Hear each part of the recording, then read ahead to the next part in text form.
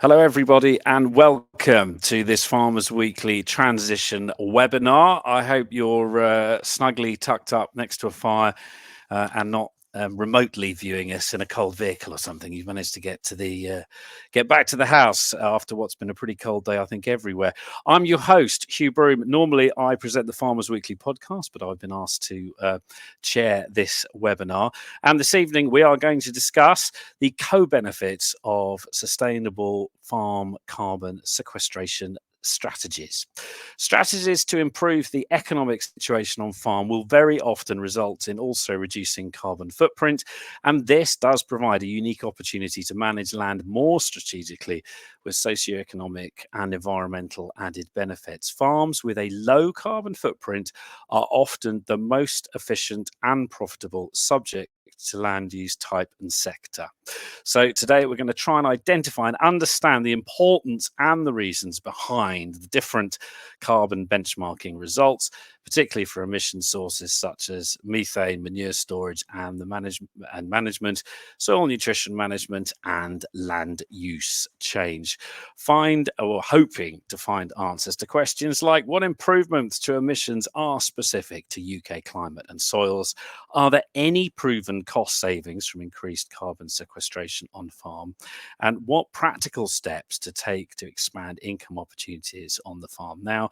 And how to cut a crop's carbon footprint without affecting our yield. So lots of questions. We have bags of questions that have come in, and you will also be able to put questions in the chat as well once we get going. We've got several messages from our commercial partners, and we're going to take the first one now, which is from our commercial partner UPL.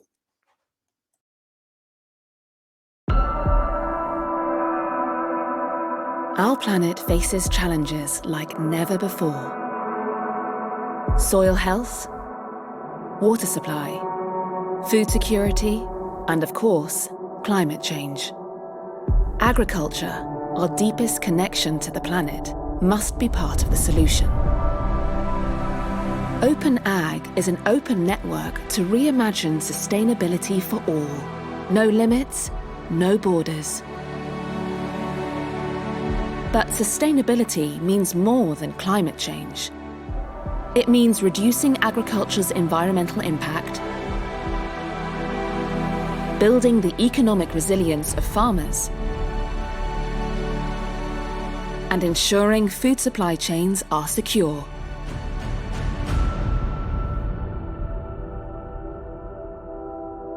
UPL is changing agriculture for the better on small and large farms around the world. With a farmer-first mindset and programs like ProNutiva that integrate conventional crop protection solutions and bios, farmers enjoy more yields with lower residues and increased profits. NPP is a world leader in biosolutions, collaborating with partners to meet the needs of farmers and protect our planet for future generations. Zeba's climate-smart technology acts like a sponge in the ground, so water is conserved and soil aerated even in the driest locations. Nurture Farm is a pioneering digital platform connecting the smallest of farms to the technology, finance, and buyers they need to thrive. Increasing the number of women working in agriculture, providing learning, independence, and empowerment. Our End the Burn campaign to stop stubble burning in India is making farming cleaner, so people can breathe a little easier. DECO works with food producers and local communities to improve food security and reduce post-harvest losses, helping to lower the third of food currently wasted globally. So there's more fresh food for everyone, everywhere. UPL's Gigaton Carbon Goal sees us bringing together farmers, the technologies and partnerships to remove 1 gigaton of CO2 from the atmosphere by 2040. So together, we can safeguard our future. Sustainability must have real-world impact. It is our mission to reimagine sustainability in everything we do. It is the basis of every project we start, every process we design, and every business we launch. Reimagining sustainability. Open Ag.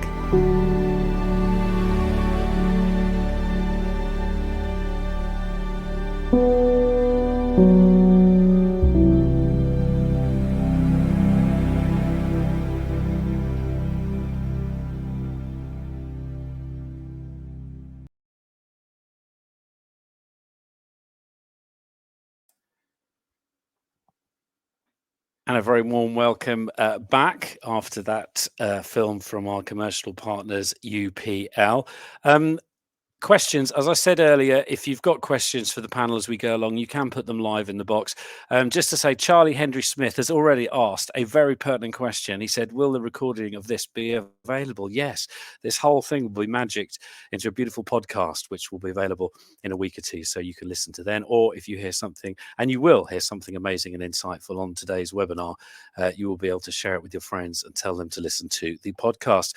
As you can see, we have a panel, a great panel of 5 people. So I'm going to introduce those now. First, we have Thomas Gent, who is UK market lead for Agrina. He's a Cambridgeshire farmer with deep roots in regenerative farming. Thomas's family has farmed this way for the past 14 years. And after founding the UK's first carbon certification programme for farmers, Thomas joined Agrina in 2021 to help launch the Agrina Carbon programme across Europe.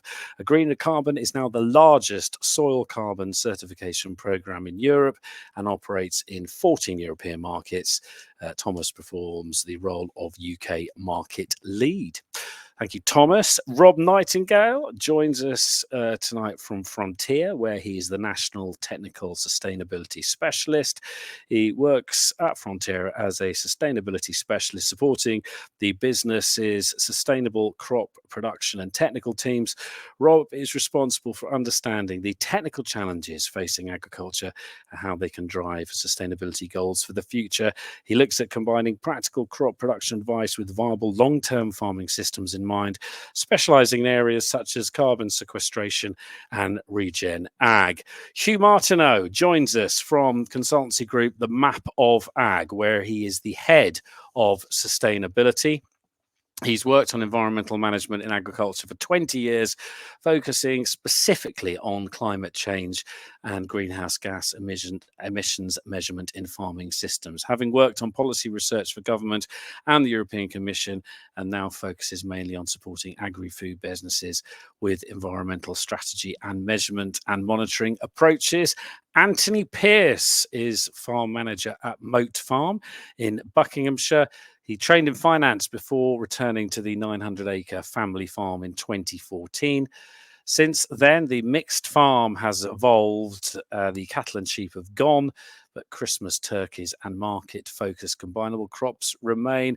Anthony promotes regenerative practices through his YouTube channel and was shortlisted in 2021 as Soil Farmer of the Year. And Liz Genver. Many of you will know Liz. She's been a beef and sheep consultant for very long, well, no, as long as I can remember anyway, Liz. She has a strong technical background and works with beef and sheep farmers across the UK. Her knowledge covers livestock production, grazing systems, and sustainable farming techniques. She works with farmers who want to challenge their current practices, particularly on grass and forage utilisation. She's one of the founders of Carbon Calling, with the aim of building a community of farmers who support and learn from one another to make their farm and themselves healthier and happier. And she's also a farmer on a mixed farm in South Lincolnshire. And she's apparently, you've got an Australian cattle dog called Scout, Liz. That's a nice bit of info just at the end there. Great. Right, let's get underway. Don't forget, if you've got questions as we go, please put them in the chat box and we'll get them to when we can. The first question I am going to hand to Thomas Gent. It is from Isabel Shoet from HDB. Thomas, how can farmers navigate the minefield of current carbon offers in place? And there are a lot. And how do you see, here's the 22 whatever carbon credit question, how do you see the prices of carbon credits changing over the next 5 to 10 years? And on that, we're all going to fix our businesses, Thomas, so you better get it right. But no, seriously, it is a minefield out there, isn't it, in terms of what's going on? Well, I don't think it's a minefield, to be honest. I think it is a lot more simple than sometimes it's made out. You just need to be speaking to the right people and have the right conversations. I think what a greener does, and obviously there's the competitors in the market as well, that, there's definitely a select few of us that are kind of operating credible programs that are worth having a conversation with and having a discussion to understand how it can affect your farm. Pricing is, we get asked pricing all the time. The prices that we're quoting at the minute is between £25 and £50 per certificate per ton of carbon. Obviously that's a big range, and that depends, loads of different things, the farming situation, where you are located, all these kind of things. But what I would really say is, on the outlook, what we're seeing is we're still seeing predictions in the market for over £100 in the next 5 years or so. Whether that will come to fruition or not, who knows. It's the same as asking me what the wheat price is going to be next year. I kind of don't know. But what we definitely see in the market when we go and sell is we see more demand than supply at the minute, and obviously that sits in the favour of the suppliers. Rob, presumably the mantra though of, if you're going to go into something, you want to go into something that's short term, say for 12 months max, possibly more. I mean, that price surely, in the back of your mind, Rob, when you look at these systems, you look what you're doing for your clients, that carbon price at the point at which government really pushes other business to offset and all that sort of stuff really becomes the law, as it were, that price is going to go, well, I would have thought it'd be more than £100 a tonne. Yeah, I mean, we have a bit of a running joke internally where, 2029, the price will suddenly go mental because 2030 is sort of quite a pivotal year for a lot of companies, including Frontier. I don't see it necessarily ramping up, significantly, and Tom's right in terms of the actual price of it will be based on supply and demand, which we don't know today, and we can't really forecast. We just know that everyone is interested in carbon and reducing their carbon emissions, and so where we work with both ends of the business in terms of food. So we obviously work with a lot of growers in terms of crop production, but also with the consumer or grain consumer ends, which we also call customers. So apologies if I call them that through the podcast, but they have a demand and they have a want to reduce their scope 3 emissions, essentially. So they want to reduce that, and I think people should be aware of what they want to reduce and then how easy it is to reduce or claim those carbon credits, because there's an element of, if it's very easy to do, it's probably not worth a lot. If it's more complicated to do, then it should be worth a lot more. So I think that's what I'd give as guidance around that piece. And presumably, Anthony, when you're doing what you do on your farm, and I mean, how engaged are you in trading your carbon at the moment, or are you just standing back and just getting as much into the soil as you can and waiting for the market to go bonkers? So I've finished my first year's assessment. So I have a quantity of carbon ready to trade. Then that will be traded. I can either take the opportunity to trade it this year, or I can hold it in reserve. I am going to trade it in the current situation. So I have started carbon trading. Always gone to mute. If I unmuted myself, it would help. I'll come to you in a second, Liz. Anthony, just quickly talk us through that 1 year carbon assessment. What happened pre being in a position to actually trade? What do you physically have to do on the farm? Okay, so I undertook an assessment, field by field. We put in values like starting soil organic matter levels, that sort of thing. And then I, on the particular platform that I trade through, I entered what my field practices were, how much nitrogen, how many passes with machinery, how much organic matter I actually put into the system, which actually has quite a profound impact on the calculation. And then it compared me to a sort of a bench line of average practices locally. When it says locally, it extends to France, I noticed, but still locally.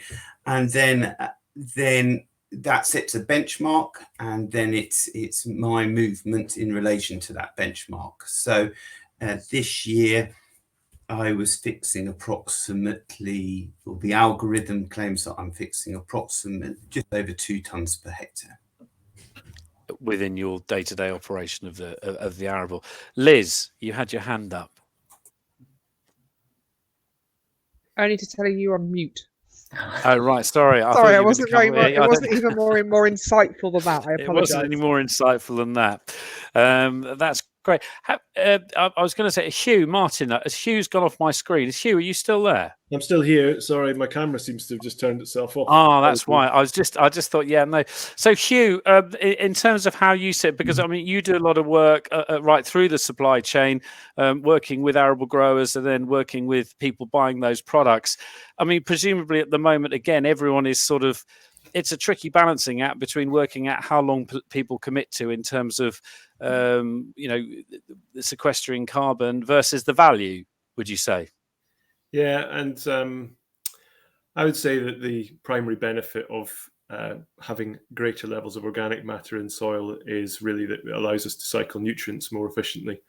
The secondary benefit that comes may be that there is sequestered carbon over a period of time that may be tradable depending on how the system operates, but really the benefit is improvements in soil organic matter and soil health, which will help us reduce inorganic nitrogen inputs, and that's a lot of the work that we've been doing with Kellogg's. So how are we putting the capability and knowledge into farmers' hands to allow them to understand how much input is required? And a lot of that function is down to how well functioning the soil is and how easy it is, how well is nutrient cycling. So I think that should be the ultimate goal for us here, not necessarily solving all of the world's problems through carbon sequestration into soils, but actually how do we generate better nutrient circularity within our agricultural systems, and organic matter is a very key component of that. Which leads us seamlessly onto a question from Victoria Nye, and this one is coming to you, Liz. It's about, how do we encourage beef farmers or livestock farmers to work with arable farmers? I mean, if you are running a large arable unit in the eastern counties of some, several thousand acres that hasn't had livestock as part of the farm business for decades, it's a big jump to someone suddenly turn up with 120 calves on a lorry and say, hey, graze these. It's really simple. I mean, it's not easy, is it, Liz? No, and the biggest question always comes back to infrastructure. Do you mean a lot of those systems or areas there's no fences, there's no water troughs, there's nothing. So there's about planning and investment. We know that because of the returns coming off livestock, that return on investment comes back in about 2 years or less than. So we can justify that expense of putting fences in. It fits alongside, do you mean people's movement towards countryside stewardship? They're putting in diverse lays. Part of that is capital works and putting fences up. There's ways and means of getting the infrastructure in, but that has to be a focus because nobody likes chasing cattle across several counties. And for me, it's really about understanding what is the objective of doing it. Is it that your mates think it's a good idea? Or is it about really helping soil structure? So there is things we can do with organic matter returns first before we then start thinking about livestock.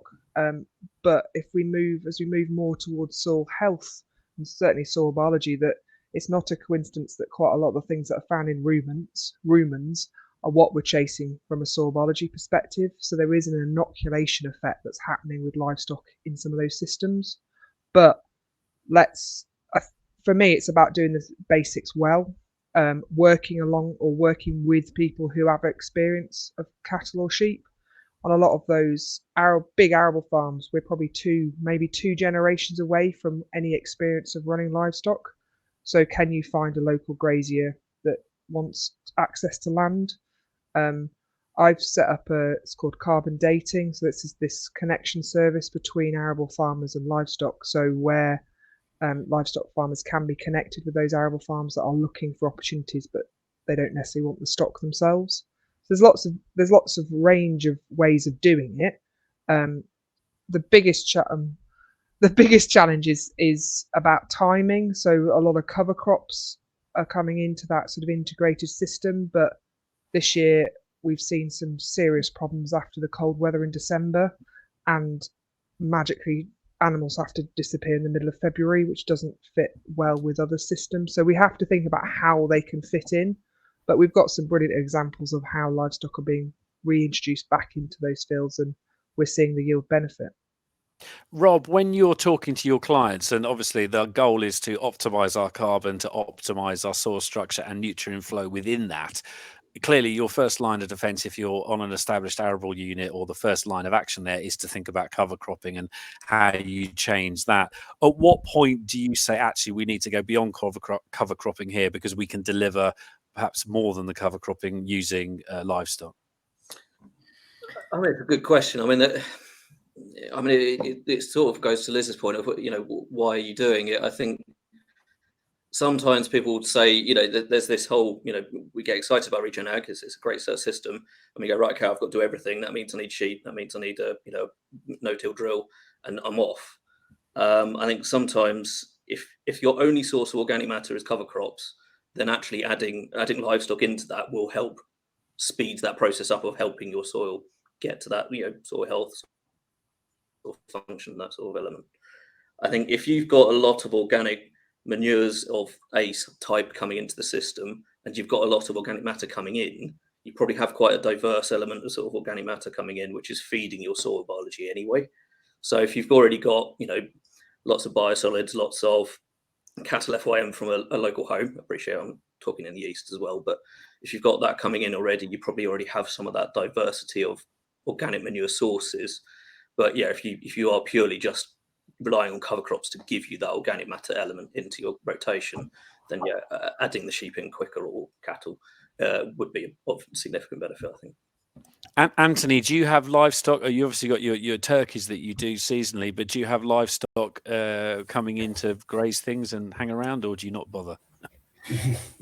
No, we have about 1,000 sheep that come in over the winter, but we found that there's a yield penalty for having the sheep in. So one of the issues is that there must be at least a 6-week delay or gap between taking the sheep off the cover crop and planting the spring crop. I think it's more a question of surface compaction, but if you start to see the worm activity, you're starting to see castings on the surface, then the worms have re-established the burrows through the compaction layer. And from there, you can feel more confident that you're not suffering a yield penalty. But I mirror a lot of the comments Rob's made about sort of bringing in organic sources.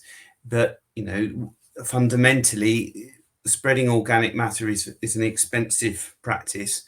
And those four-legged animals, they spread the organic matter for you. Yeah, no, indeed. And Thomas, do you have livestock in your system at home, or are you? It's a really good question. So I guess at home we're one of those typical, 800 hectare-ish, completely arable. No livestock just isn't a thing. If anybody has some sheep, everybody kind of freaks out a bit in the local area. So it's definitely a non-livestock area, but it's definitely something that we focus on. So we've been sort of regen ag, or on the journey. I don't really know what the term is, for about 15 years here at home. And we've got to the point where we're like, we need to get a bit more diversity. So we've started putting in some more herbal lays, the option we've actually gone with is renting some land out to some horse livery, which I don't know if that's going to quite work, but it paid well. So let's try that for a bit and see what happens. You got some organic matter coming in there. Too much wood chip in the old stable bedding. We're gonna go to another film in a minute, but before we do that, there's a question here from Louis Cordeville, which I'm going to put to Hugh Martineau about hedges. And and the sort of, I suppose a lot of farmers think to themselves, so we've got all these hedges and, specifically thinking about hedges in the most basic form, most farms have hedges if they don't have a vast amount of other infrastructure. Hugh, how useful are hedges when it comes to sequestering carbon? We know they're incredibly valuable wildlife corridors, but how do you see them as a carbon sink or not? Yeah, it's a really good question, one that comes up quite regularly. And I think it depends a little bit on the stage of growth of a hedge and the management of a hedge. So the way I like to try and communicate this is to consider what the carbon stock change has been from one point in the growing season to the next, and what the fate of the carbon is. So the carbon sequestration is a function of biomass accumulation. So the hedge grows during the course of the growing season.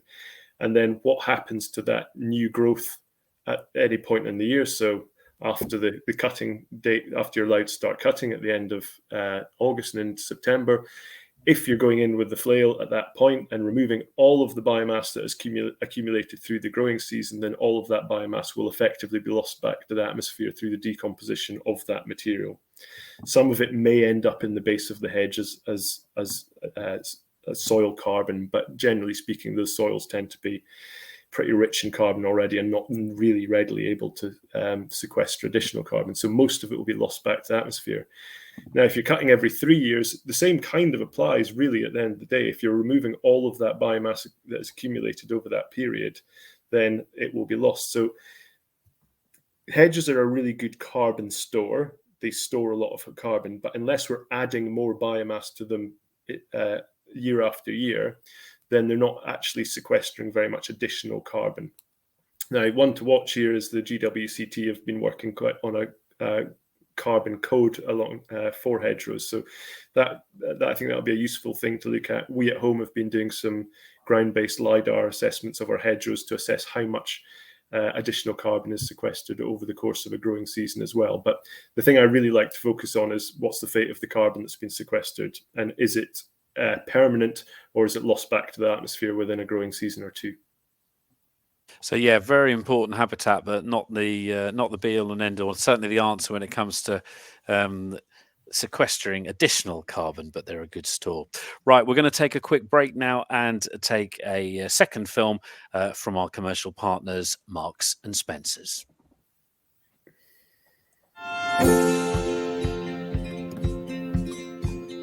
Plumford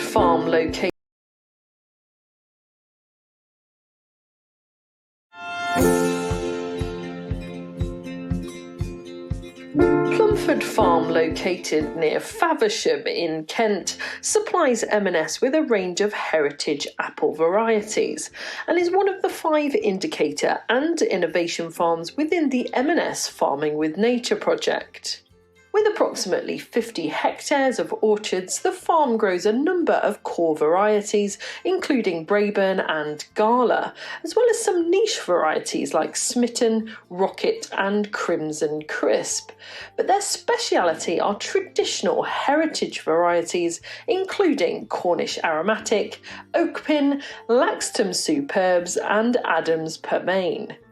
Simon and Chris Elworthy have long understood the benefits of promoting insect diversity in their orchards and have established wildflowers throughout each orchard to attract bees, hoverflies and other important pollinators. In addition, they are gradually replacing traditional windbreaks with native hedges that contain hawthorn, blackthorn, field maple, dogwood and hazel to promote early nectar sources and overwintering refuges for a range of crop beneficials. Keen to reduce input use, they are working with NIAB East Malling to develop a GPS-controlled spray system that identifies each tree individually to deliver the correct dose of growth regulator. The M&S Indicator and Innovation Farm project is currently building on this already fantastic work to boost crop beneficials by investigating the impact of different densities of wildflowers on crop beneficials in a new orchard. With practical advice and support from Kings, a trial has been established with 6 different treatment blocks, looking at treatments from no flowers, alternate alleys with flowers to all alleys planted with different flower densities. Diverse wildflower mixes can be very expensive to establish, so we are keen to demonstrate the economic benefits through improved IPM. Scientists from NIAB East Malling Research are monitoring crop beneficials in the trees and in the tree alleys to assess the likely benefits to pollination and pest control. Alongside this work, FERA are using high-tech meta-barcoding techniques that analyse data to identify crop beneficials from insect samples collected in water traps. In 2022, we will also be trialling some new acoustic monitors from AgriSound that assess the number of pollinators.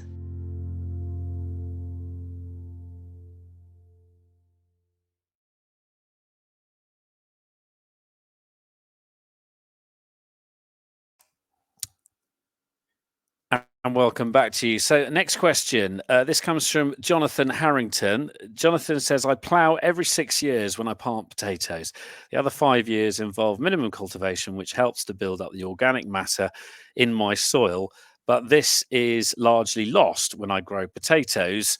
Are there any suggestions for how he may amend his rotations? I shall go to Rob with that question first. Rob Nightingale. Yeah, I mean, ploughing's now got a reputation that's seen as this sort of, it's a great evil to go ploughing. I think we need to remember that ploughing is a crop management tool, and there's spaces for it in the rotation. And it's not just for potatoes, and clearly the root crops have always had this question. But also, if you've got a particularly bad grassweed problem, you can help with ploughing does have a place there. So what ploughing does is it breaks apart soil aggregates, and what we know about organic carbon in the soil, you've got 3 different types of organic matter essentially in the soil, and the aggregated carbon, which sits inside of your clay particles and bits and pieces, is some of the easiest to be lost by tillage. That doesn't mean that you lose all of it by any means, and I think there's a couple of bits around making sure if you do plough lots, then you will keep breaking that down. If you plough targeted, and you shouldn't have huge impacts on your system. There's a lot of resilience in soils if they're in good condition. But the other thing you can do around your rotations is mitigate that ploughing event. So if you are going to, you need to plough, then do what you can to help that process. So grow a cover crop beforehand, or add bulky organic materials if you can, to help with that, keeping organic matter in the soil, because you can mitigate against what you might lose by the action of ploughing. Thank you. Hugh, Martin, I mean, how do you see you've had 6 perfect years of minimum intervention, strip tillage or whatever, built up a wonderful carbon sink. What does it do to the carbon numbers when you run through with the plough in your experience? I think it's a really tricky area where you're moving that amount of soil and you're exposing it to the oxidation processes of the organic matter. You are inevitably going to lose a considerable amount of carbon through that process. And I think in this particular instance, doing the right things between the rotations is probably at this point in time the best thing you can do in terms of building up as much bulky organic material within the soil. And getting the benefit of that, so that you're not depleting over multiple rotations, not depleting the organic matter in the soil too much. It's very difficult to know how innovation is going to evolve this. I know there are some trials on sort of minimum tillage potato type activities going on, but I think we're some way off that at the moment. And I think the situation is that the person that's asked the question is doing the right things for the time being and incorporating as much organic matter into the soils between those potato crops as they can, really. And Thomas, I was about to come to you, Thomas, because obviously if I've sold my carbon credits through you and then suddenly decide to grow a load of potatoes, your numbers on the screen, the numbers are going to drop, aren't they? I mean, presumably you've got to really monitor your carbon content a lot. Yeah, absolutely. So that's why I wanted to jump in, really. So I definitely agree with Rob. Plowing is sometimes necessary. We all accept that, and we have to kind of understand how that it needs to fit into a wider rotation and a wider farming system that you're aiming in the right direction, but sometimes you're going to have to do this. And we do know that ploughing is not going to instantly release every bit of carbon ever stored in that bit of soil. It's going to release a considerable amount, as you said, but it's not going to. There's still going to be some there. So it was a little bit of a shameless plug for Greener, really. We've launched for 2023 a brand new contracting system, which we can now take account for exactly that. If you have an issue where you're going to have to plow, 1 in 6, 1 in 8, whatever it may be, we can now take account of that and understand how much carbon is going to be lost and kind of balance that out against the rest of your farm. So you're still going to be in a kind of net good position across your whole farming system potentially, but we can start to understand it. just to add to that very quickly, I think in terms of, yes, there's a role for a plough, especially in terms of dispersing organic matter through the profile as well. But the specifics of the potato example are quite different in that we are moving a huge amount of soil around. I was going to say, potato is... And it's very difficult to mitigate for that other than building up carbon stocks through the rest of the rotation, I would suggest. Yeah, because potato, it's a real deep dive doing potatoes, isn't it? You're like you say, you're moving a huge amount of soil. Anthony, what's your experience of doing this on farm? Because presumably when you started your farming journey, you were probably still ploughing, were you? Or did you dive straight in with a minimal tillage approach? No, I think like most farmers, it's a journey. Start with reducing your tillage, then min-till, then direct drilling. I am a very good grower of blackgrass, and so well aware of using the plough in rotation. I think the concept is there's a name for it. It's carbon leakage, and so most trading platforms require you to register the whole farm, so that you can't have, your potato acreage kept off balance sheet. So you have to allocate your whole farm to protect against this. But that's the point. It's that 1 year is part of your farming system. If you improve the rest of the system and that 1 year stays the same, you still improved 5-6 of your farm. And that's really how I would approach it. So, well, I need to concentrate on improving the 5. And if I get some, innovative solution that enables me to improve on year 6, well, that's well and good. But the real saving and the focus of my attention should be going in the 5-6 of the year when I don't disturb the soil. Yeah, it's as you say, it's a law of averages. We've had a lot of questions coming in talking about the wider Richard Bolden. They're all along the same sort of theme. I just found one from John Price from Fisher German on the chat. Don't forget, please put your questions into the chat. And all of these questions, there are several others, talk about the whole relationship through the supply chain, from farm through to processor, through to consumer. Rob Nightingale, we'll come to you first on this.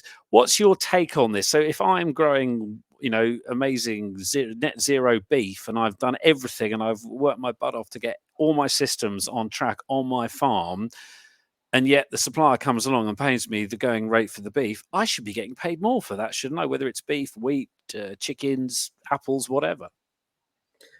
Yeah, I mean, there's a couple of points there, but I mean, in terms of the market for your meat, unless you can actually prove it in terms of some data or something that you're showing is worth market value, which is where we are. In terms of linking up and making sure that the supply chain doesn't just start asking for this as a standard. I mean, that's where we're really fighting very hard. Me and my team in the company are talking around how we ensure that what happens on farm is rewarded in if there's information going up the chain and needed up the chain, there has to be some incentive coming down the chain. And it's not always just more money. I mean, clearly financial incentives have a place, and I'm not disputing that at all.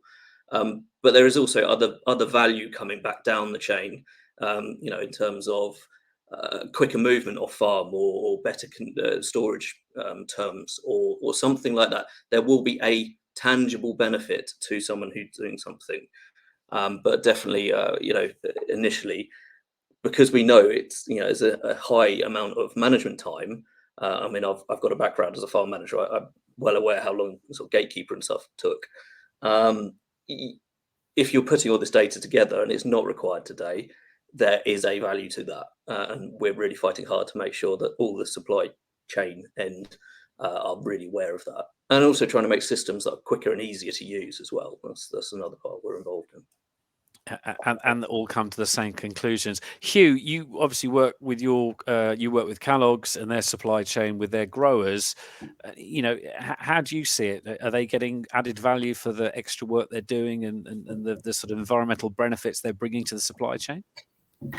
I think some of this is to be established, really, and it's whether the consumer at the end of the day is willing to pay for an added value product, which is lower emissions or net zero. And I think that's down to the communication, and that starts with the farm and being able to actually provide the evidence base for why the product and the production system it's being grown under is beneficial. And that allows us to help tell the positive story about what we're doing, which will ultimately generate a better market for our product. But it will ultimately take the consumer to pay more for a product. But the onus is on us as farmers a lot of the time to actually be able to communicate that story through the supply chain, I think. And a lot of that will be driven by data and evidence. And I'd say that we need to be in a situation where we're more open with these things under sort of permissions and permissioned access, and these sorts of things are so important. But we can streamline the process, we can make it more efficient, and we can use data to tell a more positive story about what we're doing. I think it's essential. Wouldn't a really smooth data flow through the whole of agriculture with universal APIs be? What a dream that is. Well, you never know, one day it may happen. Liz, I'll come to you in a second, Tom. Liz, is there any, I mean, how you see it from on the livestock side and predominantly on the red meat side, because that's where you work, do you see that occurring, added value for having low, or if you were, on the beef on your farm, if you were to produce it to net zero, you would want more for it. It would cost you more to produce today, wouldn't it? So what's quite common with regenerative, farms who are aiming for regenerative approaches is that they are taking ownership of how they're selling that meat. So it might not be all of it. It might be a proportion. So they are trying to get more value sort of kept on farm. But we have to also recognise that quite a lot of the journey towards net zero is actually cutting costs and inputs. So what we're aiming to achieve is actually a more efficient production system. So it's actually costing us less to get it. That doesn't mean we have to be paid less, but that's where some of our margins are also improved. And a lot of people, it's coming from a place of wanting to be more self-sufficient. They want to be able to produce the feed and forage on the farm rather than having to be reliant on others and also the volatility around that in the marketplace. So it's for me, it's not just about a one focused mission to get to net zero. It's about improving the efficiency of the wider system as well, and how they want to farm and how they want to raise their animals as well. And the net zero, I've been doing some work with Dovecote Park, and it's that we have achieved some net zero farms. I think we're up to about 200 farms that have been carbon footprinted through AgriCalc, and we're on 200-ish farms, and we've got 6 net zero farms. So they are out there, but our ambition now is to increase that number, and it is quite challenging. Yeah, as someone that's done, yes, it is, particularly when you're doing beef. Thomas, you were going to say something.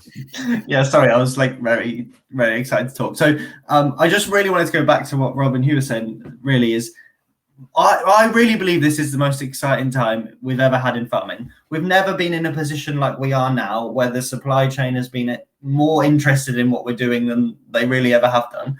And that brings a huge amount of opportunity, but we need to kind of make sure we're leveraging it in the right way, in my opinion.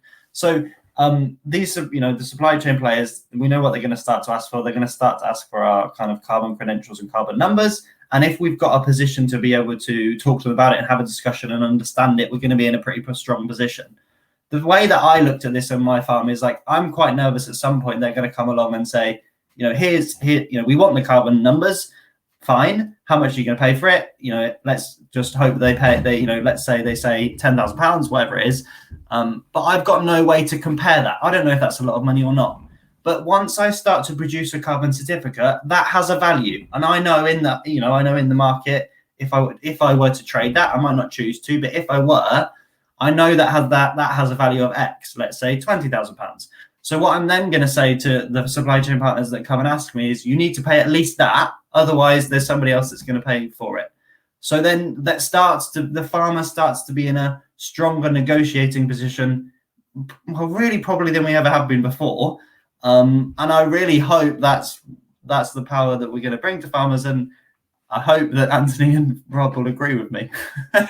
Anthony, you had your hand up before, Liz. I'll come back to you, Liz. Anthony, yeah, I mean, it's back to this bookkeeping. It's back to monitoring your soil numbers and knowing exactly what's going on, isn't it, Anthony? To know what that value is. Yes, and I was just going to back the point up, really, that actually, for once, farmers need to trade in order that we say we have a platform. We are selling our carbon. If you, the supply chain, want to get involved, by all means, you can inset and buy and secure your supply chain. That's fine.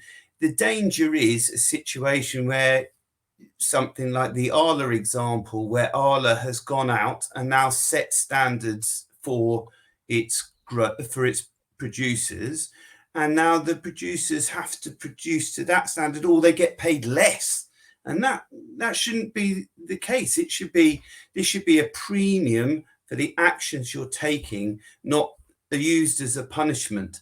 And that's the danger, is that if we as a group of farmers don't generate critical mass, we will be on our usual path of being paid less rather than being rewarded for our action.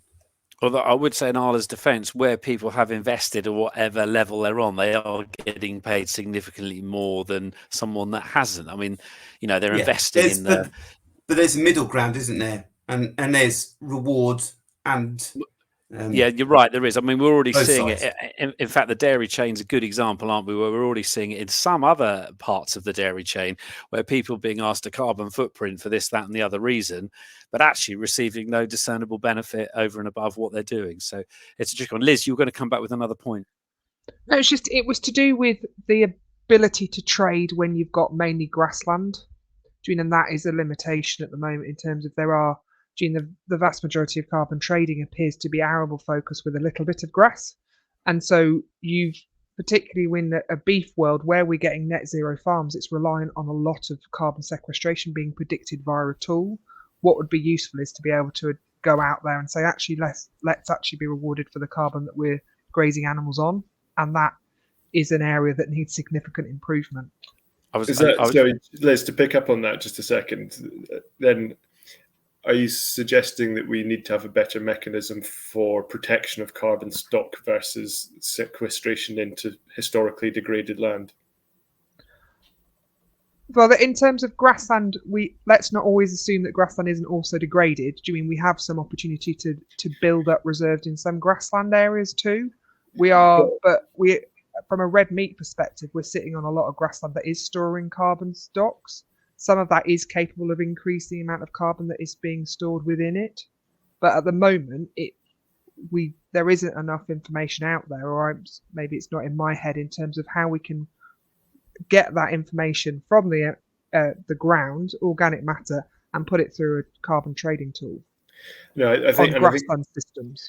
And I agree with that. And I suppose the question's directed at the case that we have maintained carbon stocks within our grassland areas more than we have done within our arable environments by nature of the way that we have managed land historically, which means that there is less capacity for additional carbon within a lot of those soils than there is in historically cultivated soils. So is there, and I think I'm kind of answering my own question, that there should be some reward for the protection of historic carbon stock protection rather than necessarily just looking at the additionality of carbon which it can be sequestered, which really sits within the control of areas which have historically mined carbon from soils. Which is that a fair reflection of where we're at today and where we should be, perhaps? I don't know. Question. to the audience. But Hugh, what you're talking about there with grassland and say a field that's been grass for 40, 50, 60 years and never touched, I mean, the bath gets full, doesn't it? It will not, there comes a cut-off point, we know it won't sequester any more carbon. And it is a tricky one. I mean, you've then got I suppose that...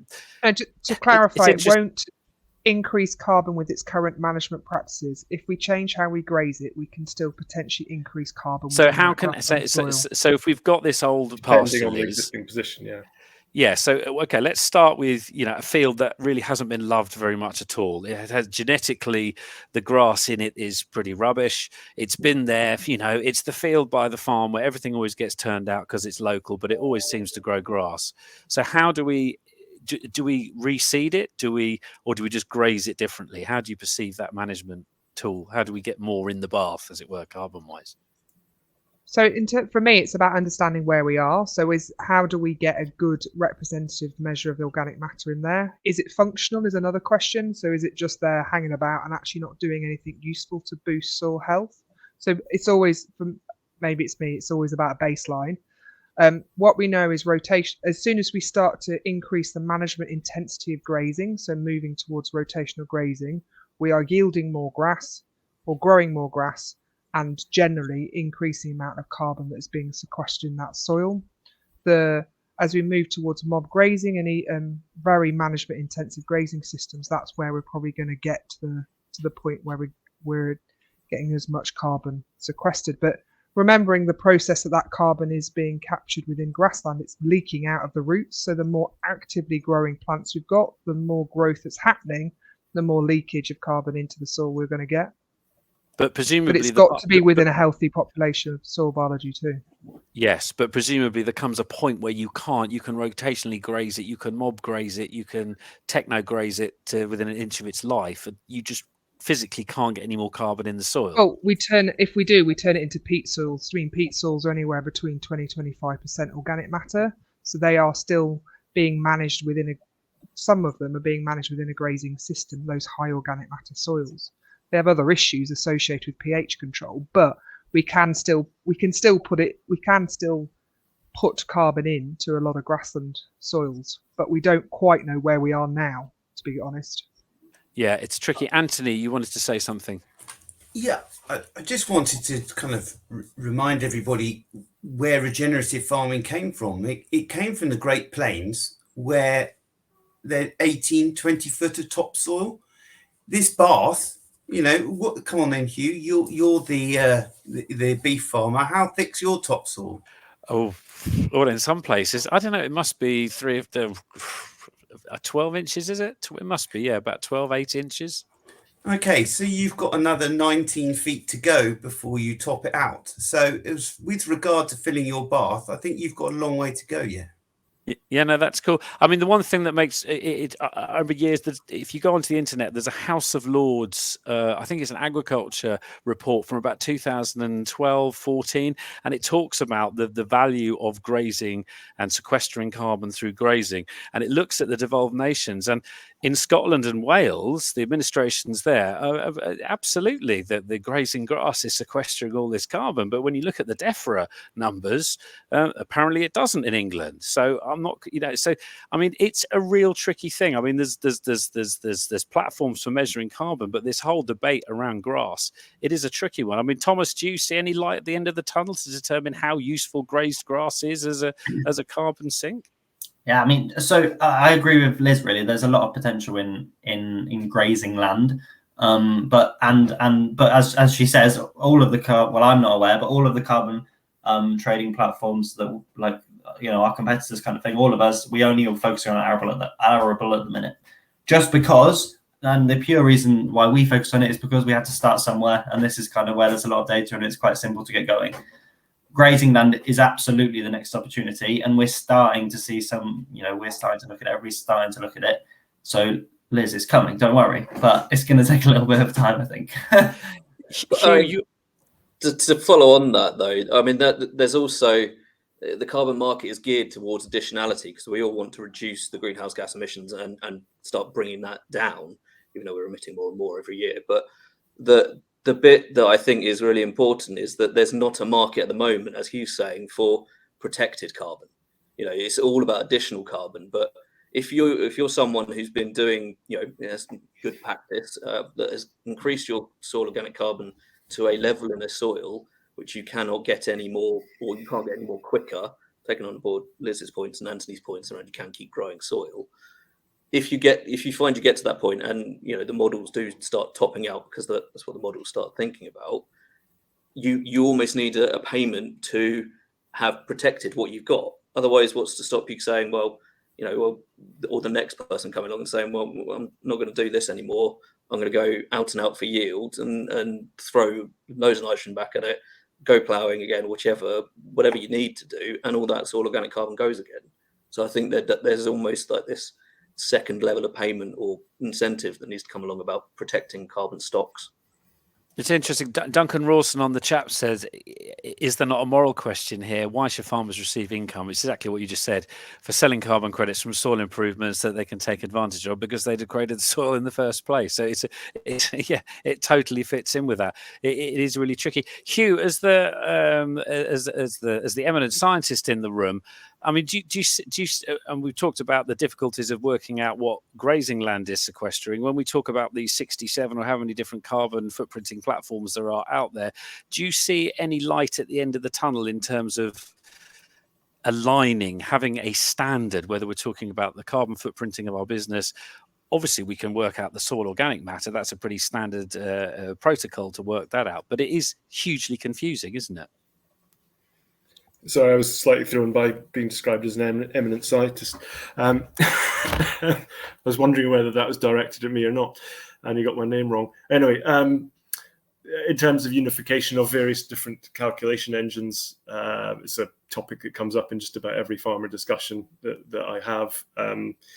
My particular view on this is to make sure we've got the right activity data and let the sort of tools do whatever they do, whichever one you choose to use. Really, the biggest variables we have in the calculation engines is often really down to how we put information into them rather than actually what they are telling us. They should be built on the same methodologies. They should be built on the most recent IPCC guidelines and aligned to GHG protocols.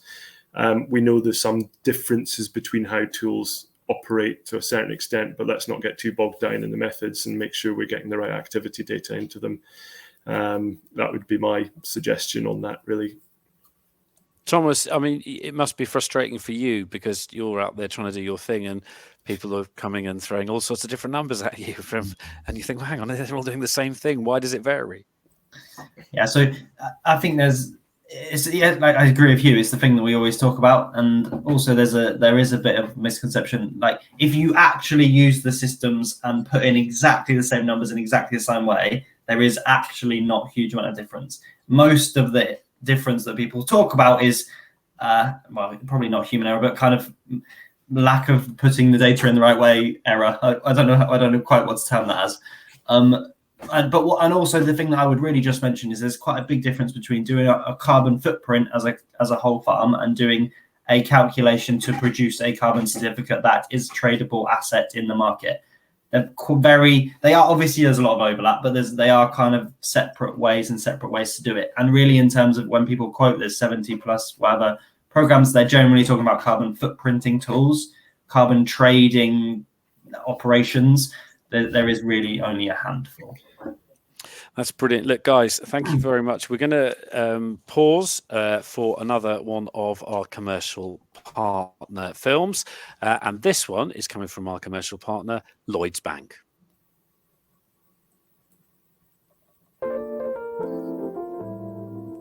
Good morning, I'm Ben Butler, and we're stood here at Manor Farm, Avebury Truslow, near Marlborough in Wiltshire. This farm is 1,000 acres, 750 acres arable, 250 acres grassland.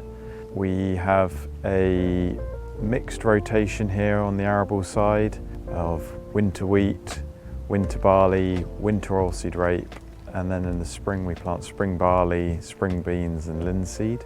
We also graze about 100 beef cattle here on the land. We have some ancient water meadows, and we run about 140 ewe lambs on some National Trust ground called Windmill Hill, which is about 65 acres of permanent pasture on the northern side of the farm. Where we're stood at the moment, the new hedge has been planted next to a 6-metre arable grass margin, and then that leads into a commercial arable field of winter barley.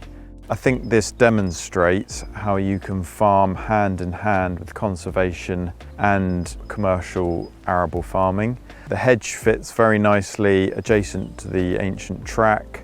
Then the other side is the 6-metre grass margin, and then the arable field. And I think you can combine conservation and productive commercial land together. I don't think you need to plant up to hedges. We've been doing this successfully for 22 years. These grass margins act as great corridors for hedgehogs, butterflies, bees love meandering through them. I think the new planting with the hedge will provide more variety. I think it'll act as a slight protection where it's become a very open landscape, and I think it'll be a great benefit to this farm. So our initial contact and awareness of the scheme was made by our Lloyds Bank manager, and she made us aware of the More Woods and More Hedges scheme. My Lloyds Bank manager sent me the link through to the Woodland Trust website and the process I had to follow through. Initially, contact was through emails, which was always answered very efficiently. I submitted a map with lines of where I wanted to plant and meterages. This was quickly approved by the Woodland Trust. Communication was very clear, and the timescales of when the planting season was, when delivery of the stock would be, was all laid out, easily understood, and met my expectations. The financial incentive covered up to 75% of the materials and stock, and we paid for the contractor to plant it separately. I think it was a very reasonable price for the quality of stock we got and the quality of materials that were delivered.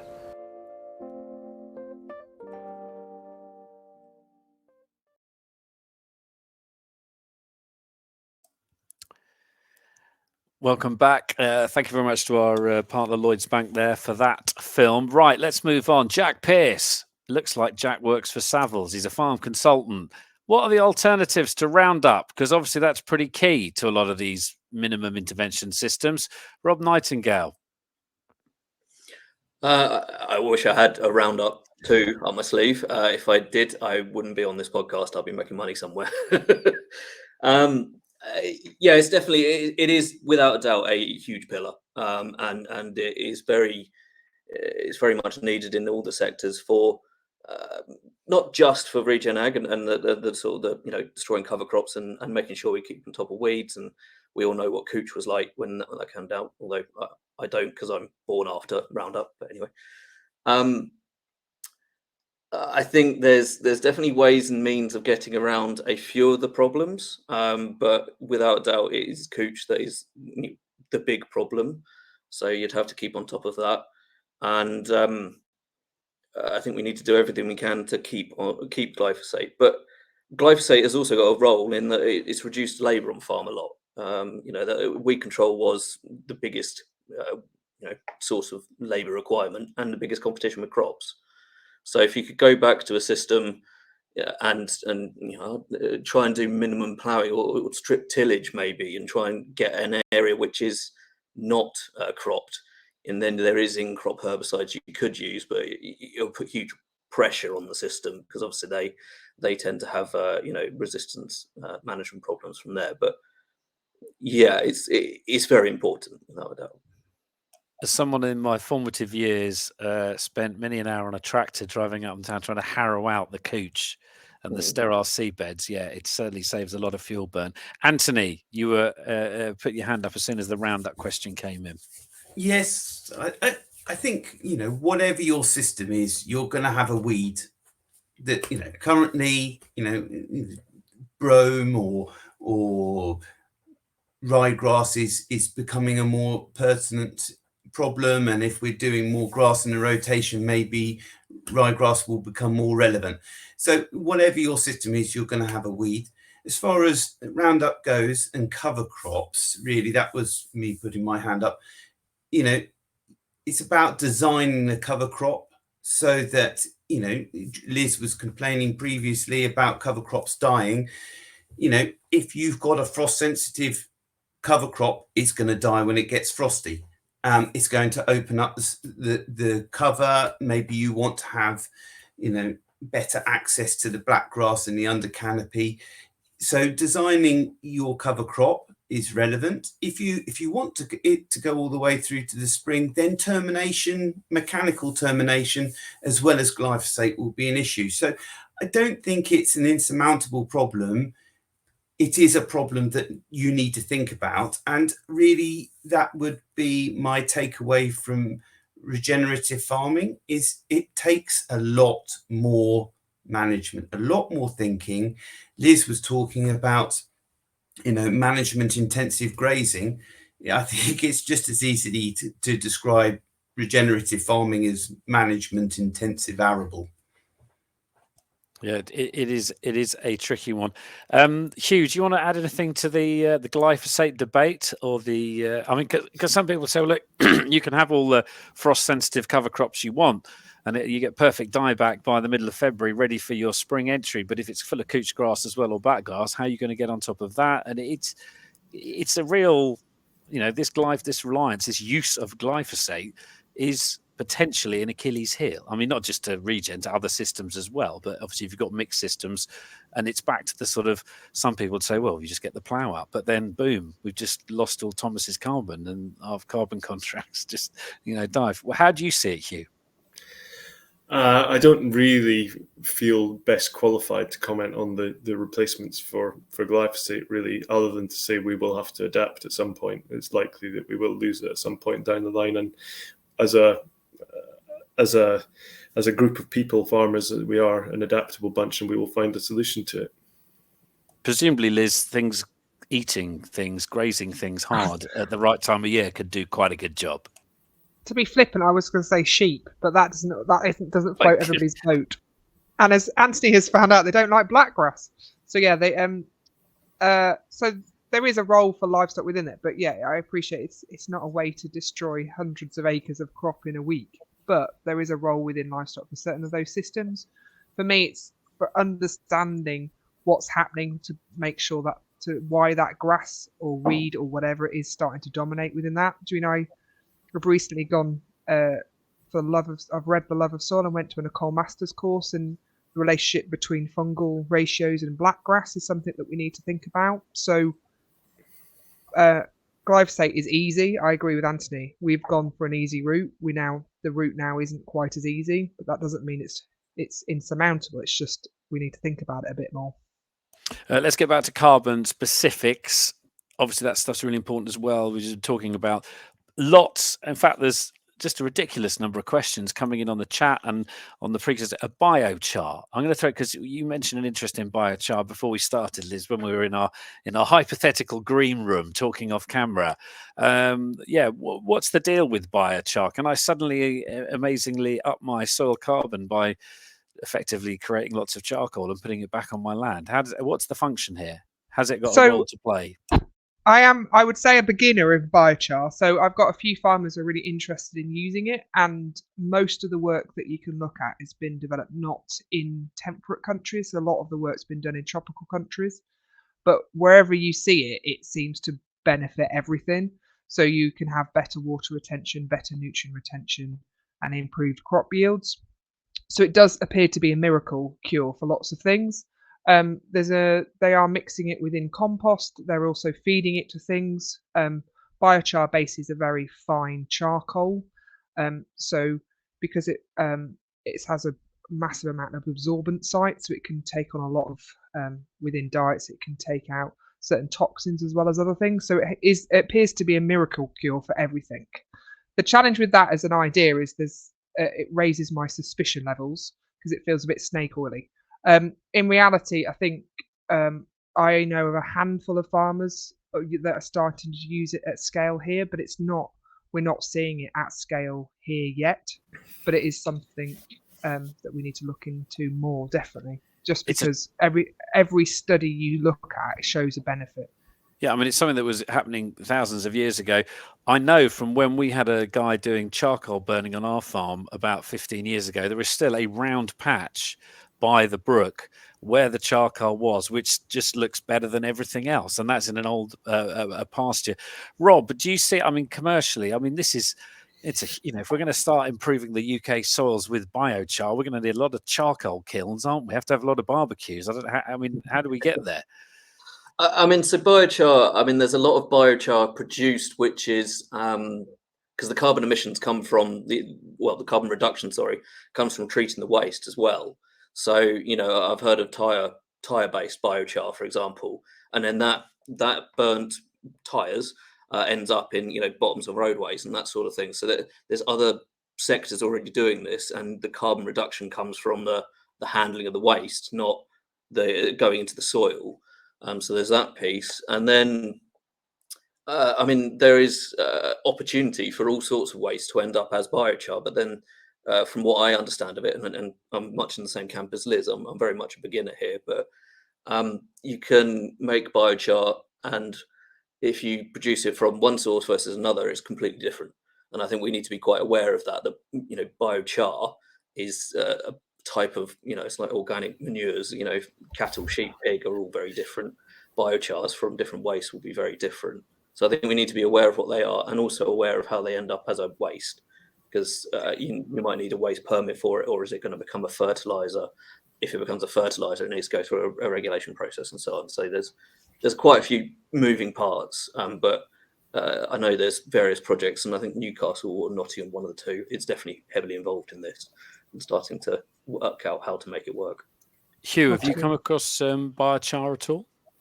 Yeah, peripherally, really, it seems like a very logical way of getting stable carbon into the soil and retaining it there, because it operates slightly differently from other carbon sources in soils, which sort of organic matter-based soils will turn over and they will deplete and degrade, whereas actually stable carbon in the form of biochar stays there for a very, very, very long time. My concern with it is creating a market for something which then has an unintended consequence. As a process of making the stuff, there's bound to be a. You mean if we start clearing thousands of hectares of trees to turn them into biochar to put it? Yeah, it is a tricky one. Look, we're coming very close to the end now, but there's one question that I'd put to the panel. And we sort of touched on it right at the beginning when we were talking about offsetting. We were talking about when the wider community, wider businesses have to offset. Businesses offsetting now are doing it to add to their green credentials, whether you're buying a car or double glazing or going on holiday or whatever. But when do you think the tipping point will be for growers to when people have to engage with government targets, or government has to engage more with us? Because at the moment, this is a voluntary market, isn't it? I don't have to sell or account for my carbon in my soil at the moment as a farmer.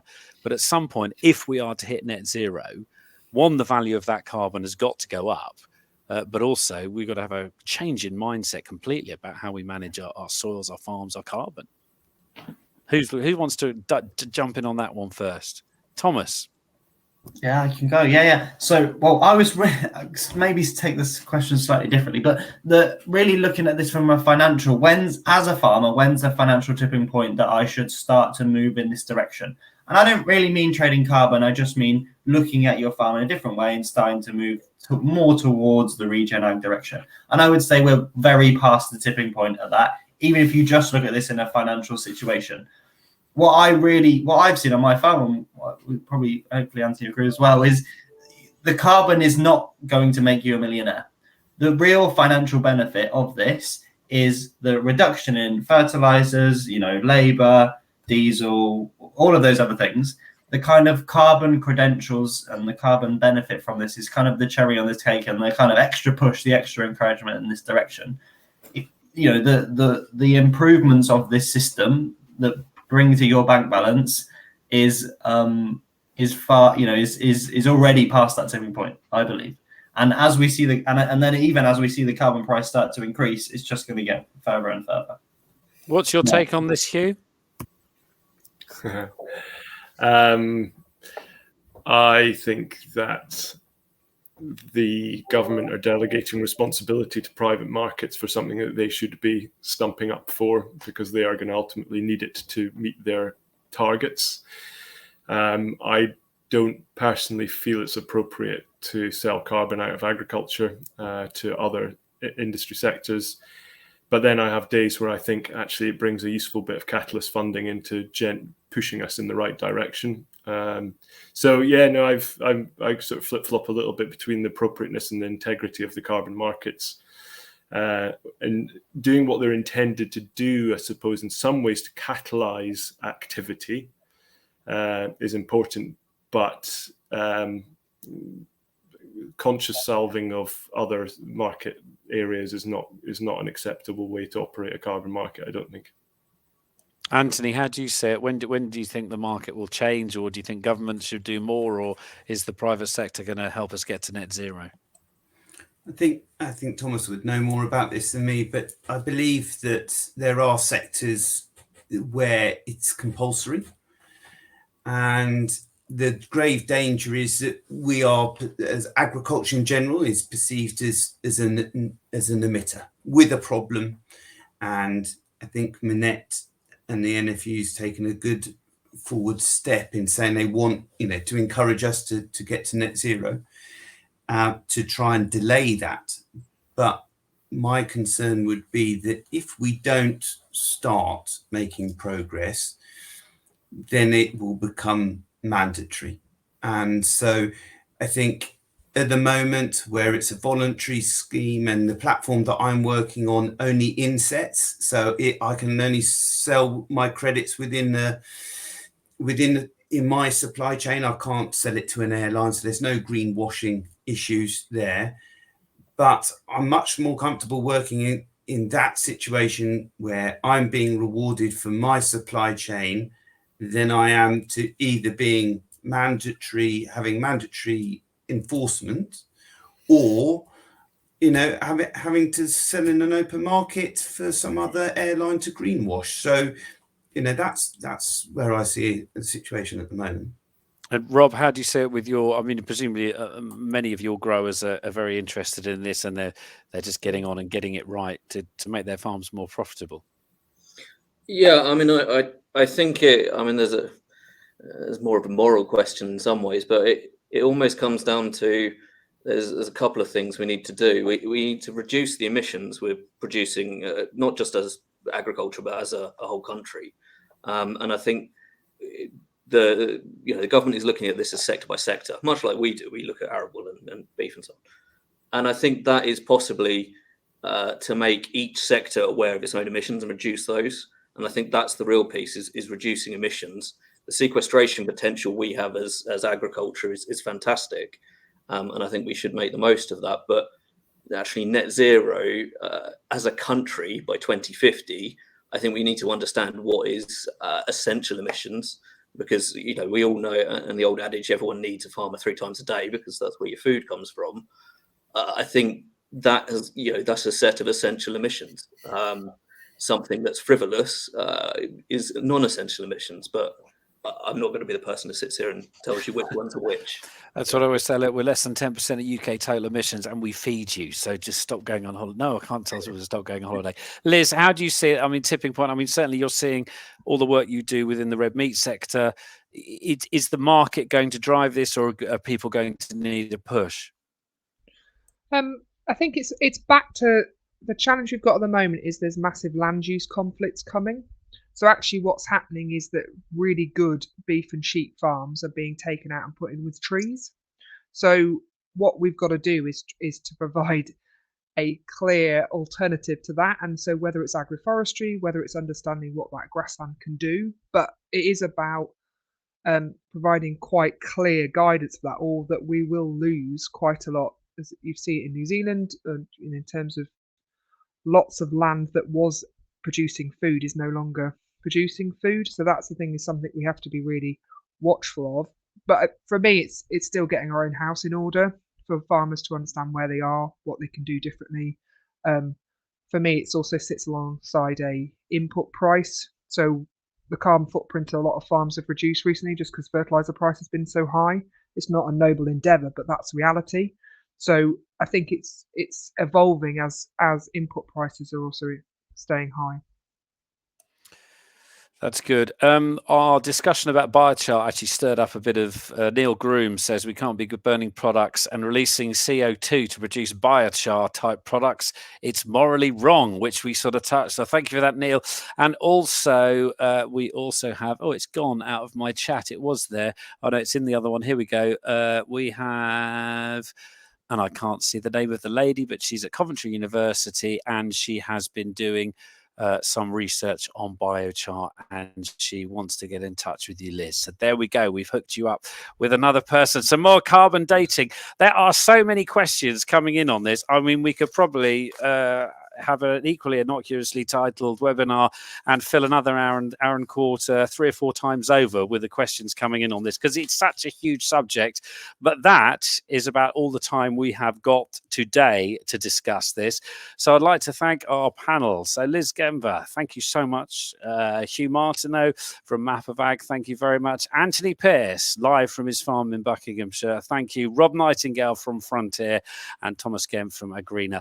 Thank you so much for taking part in this evening's webinar. Don't forget, this webinar is going to be beautifully packaged up into a podcast. So if you want to listen to it again, whilst you're out on your tractor thinking, how can I get around these various conundrumary questions? You can. You will, if you're registered for this, which clearly you are because you're listening to it now, you will get an email to tell you when that podcast is available for you to listen to, or indeed to share with your friends. There will be more. Indeed, there are already more webinars in the Farmers Weekly calendar coming up, so keep an eye on the website, both on the Farmers Weekly Transition site and on the main Farmers Weekly webinar site as well. There are more webinars coming up as well. Thank you so much for tuning in this evening, everybody. Also, big thank you to our commercial partners as well, without whom none of this would be possible. But to our panel tonight, thank you very much. And for you guys for tuning in, thank you very much.